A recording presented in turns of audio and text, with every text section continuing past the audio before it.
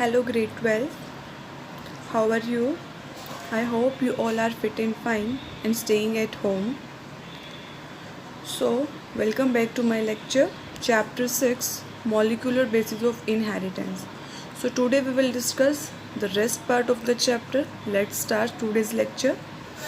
So, first topic is general features of genetic code. So first feature of genetic code is triplet. That means each codon is made up of 3 specific nucleotides. Second, genetic code is universal. Each codon that code for a specific amino acid, not only in single organism, in all living organism. That's why genetic code is universal. Third point is genetic codon are non-overlapping. That means if adjacent codon is there, then that codon will never share their nucleotides. Next, genetic code is commaless. That means there will be no gap between the codon. Next is the genetic codon is degenerative in the nature. That means more than one codon code for a single amino acid. For example, GUA, GUG, GUC and GUU that code for the valine. After that, in the given slide, you can see there are different nucleotides like UUU, UUC. Okay, that's code for phenylalanine. That you have to write first letter, that U from first line, then U from second letter, and then U third letter. Next, initiator codon. AUG is known as the initiator or initiation codon that initiate the protein synthesis. It codes for amino acid methionine. Next, terminator codon. Among that 64 codon, 3 codon UAG, UGA, UAA does not code for any amino acids. These are known as terminator codon or nonsense codon. Next, genetic code is unambiguous. That means each codon codes for a specific amino acid. That means only one amino acid. For example, the codon UUU code for the amino acid phenylalanine only. Next, genetic code is unidirectional. That means codon read only in the 5' to 3' direction. Never you can read from 3' to 5' direction. Next, Wobble base. In each codon, third nitrogenous base is less specific. Okay. Example, GUA, GUC, GUG and GUU. Only last letter is changed na? So that code for valine. That is the Wobble base, in which each codon third nitrogenous base is less specific. Okay. Either it is A, either it is C, either it is U or G. That's no matter and code for the valine. Now tRNA, that is known as transfer RNA. The RNA that carries and transports activated amino acids to the site of protein synthesis. That is called tRNA. tRNA represents about 10 to 15% of total RNA in the cell.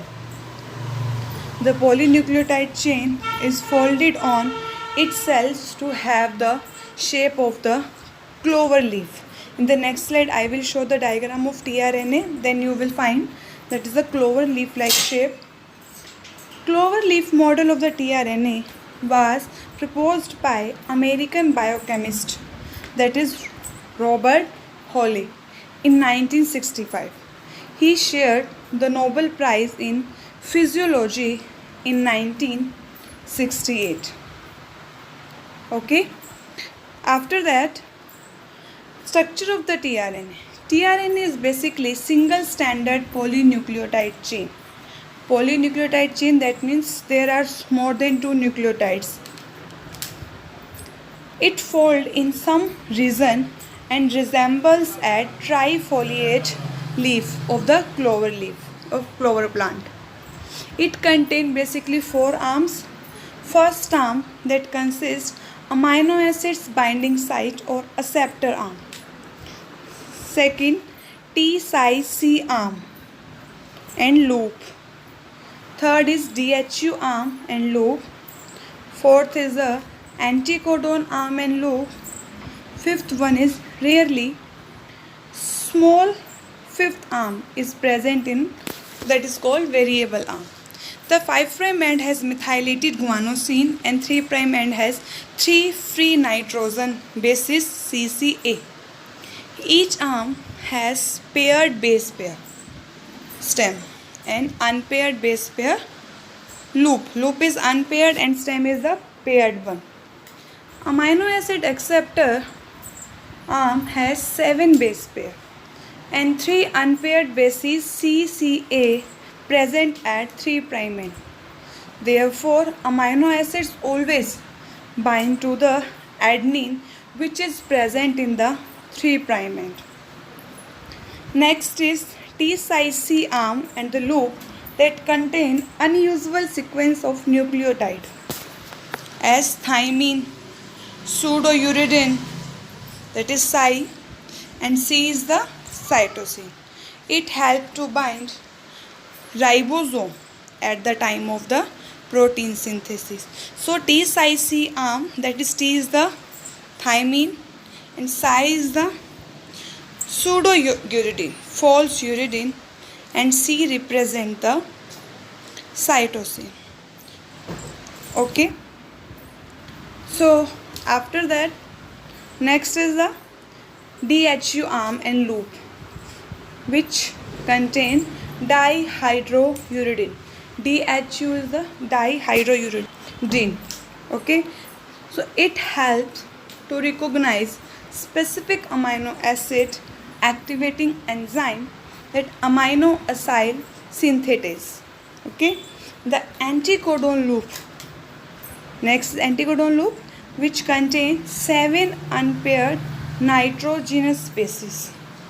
Among them, 3 nucleotides act as a anticodon which is complementary to mRNA. Okay. So that mRNA will bind to that anticodon site, okay, during protein synthesis. So now function it carries specific amino acids toward the site of protein synthesis. Next, here tRNA structures. Now ribosomal RNA or rRNA. rRNA is structural and functional unit of ribosome.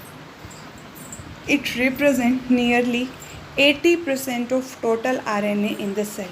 So out of 3 types, rRNA form 80%. Now translation. Decoding the coded information carried by mRNA into protein is called translation, or you can say synthesis of polypeptide chain on mRNA strand with the help of tRNA and ribosome, that is known as translation. Translation basically takes place in cytoplasm and they require different components, and the required component for the translation are mRNA, tRNA, ribosomes, amino acids, amino acyl synthetase, peptidyl synthetase, ATP, GTP, Mg2 positive, that is magnesium ion. Okay. So after that, next is the process of translation take place by 5 steps. There are 5 steps you can see in the process of translation. First is the activation of amino acids. First, amino acid will activate. Second, that activated amino acid attached to tRNA, transfer RNA. After that, initiation of polypeptide chain will occur. After the initiation, elongation will occur of that polypeptide chain. And after the elongation, last step is the termination of polypeptide chain, or you can say stoppage of that polypeptide chain. Now first is activation of amino acids. The specific amino acid which is present in cytoplasm get activated by specific amino acyl synthetase enzyme and ATP, that is energy currency. It forms amino acyl adenylate enzyme complex. Okay, in the given equation you can see amino acid plus ATP plus amino acyl synthetase enzyme that combine to form in the presence of magnesium ion to form amino acyl adenylate enzyme complex plus PPI. PPI is the inorganic phosphate molecule.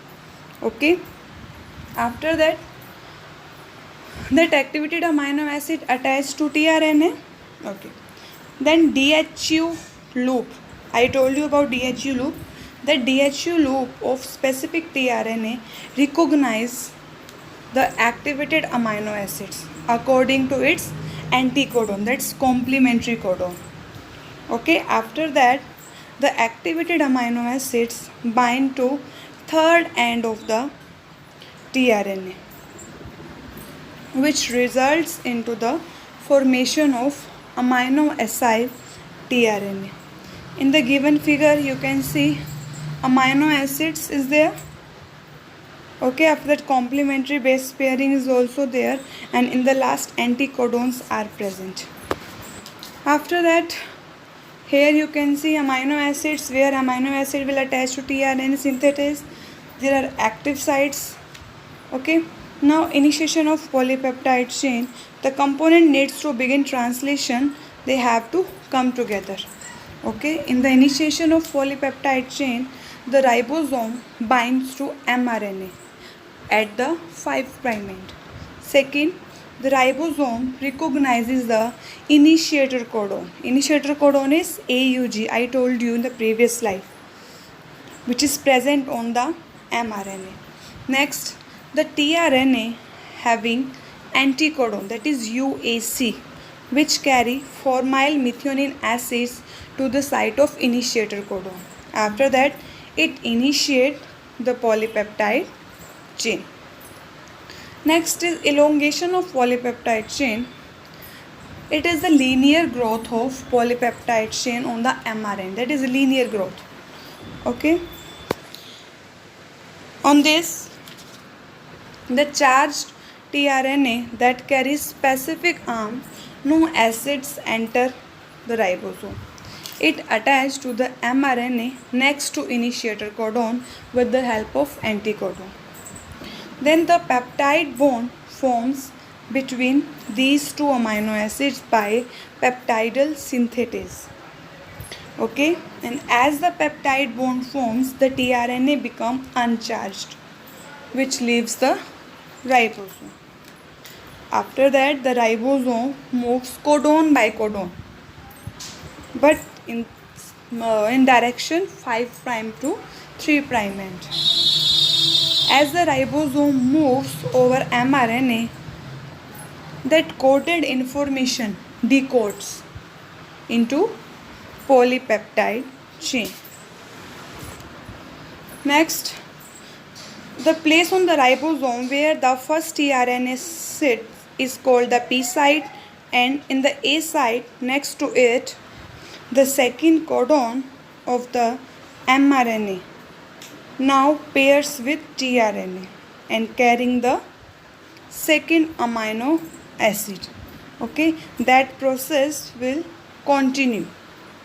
Okay, after that, that is third step. After that, the first amino acids joins to the second by a peptide bond, and the first tRNA that will release from the site. Now the ribosome moves along the mRNA until the second tRNA is in the site P site, and the process will continue. Okay, P to A. Then the ribosome continue to move along the mRNA and new amino acids are added to the polypeptide. Now termination of polypeptide chain. Termination of polypeptide chain take place due to presence of terminator codon. There are three terminator codon, UAA, UGA and UAG. When terminator codon comes, it does not codes for any amino acids. It's lead to only termination, stoppage of that polypeptide chain. Then the polypeptide chain synthesized, released out from the ribosome, and it undergoes folding to form a specific protein. And the ribosome leaves the mRNA. After that, when the ribosome reaches a stop codon, then the polypeptide is released. Finally, the last tRNA is released and the ribosomes comes apart, and the released polypeptide that will form a new protein. Okay, so that was the whole process of translation. If you have any doubt, then you can ask me. Till then, stay at home, stay safe, be happy, and thank you.